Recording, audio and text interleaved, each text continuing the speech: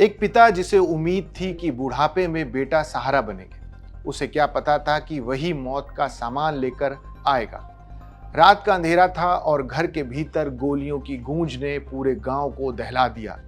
सिर्फ जमीन और पैसों के लिए एक बेटे ने अपने ही पिता के सीने में उतार दी 2 गोलियां। 54 लाख रुपए का बंटवारा और सिर पर सवार खून।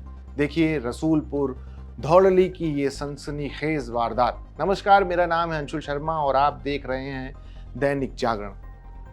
रिश्तों के कत्ल की एक ऐसी वारदात सामने आई है जिसे सुनकर रूह कांप जाएगी। उत्तर प्रदेश के मेरठ जिले से एक दिल दहला देने वाली खबर है, जहां महज कुछ रुपयों और जमीन के टुकड़े के लिए एक बेटे ने अपने ही पिता को मौत के घाट उतार दिया।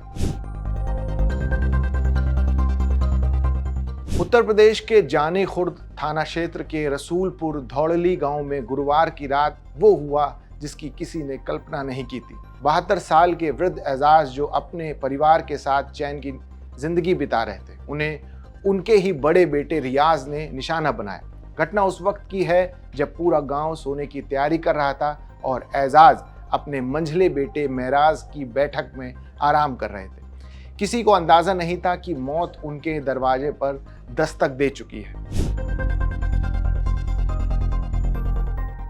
रात में एजाज का सबसे बड़ा बेटा रियाज, जो अक्सर दिल्ली में रहता है, अचानक गांव पहुंचा। वो सीधे अपने भाई महराज के घर की उस बैठक में गया जहां पिता बैठे थे। लोगों की माने तो रियाज के हाथ में पिस्टल थी और उसके सिर पर खून सवार था। बिना कुछ सोचे समझे रियाज ने अपने पिता एजाज पर निशाना साधा और एक के बाद एक 2 गोलियां दाग दी। गोलियां सीधे एजाज के सिर और सीने में जा लगी।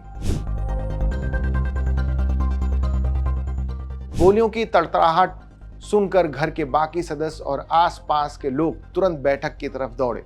मंजर बेहद खौफनाक था। 72 वर्षीय एजाज खून से लथपथ फर्श पर पड़े थे। सिर और सीने में लगी गोलियों ने उन्हें संभलने का मौका तक नहीं दिया और उन्होंने मौके पर ही दम तोड़ दिया। वहीं दूसरी ओर हत्यारा बेटा रियाज वारदात को अंजाम देने के बाद हाथ में पिस्टल लहराते हुए सबके सामने से फरार हो गया।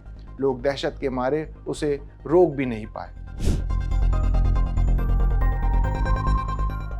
पुलिस की जांच में जो वजह सामने आई है वो बेहद चौंकाने वाली है।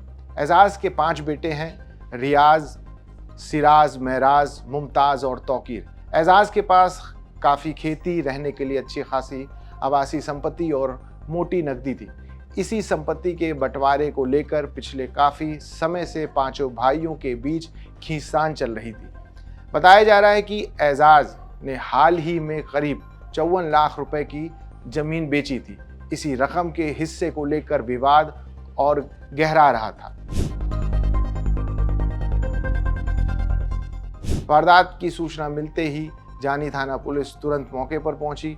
मामले की गंभीरता को देखते हुए एसपी देहात अभिजीत कुमार और सीओ सरथना आशुतोष कुमार ने घटनास्थल का दौरा किया।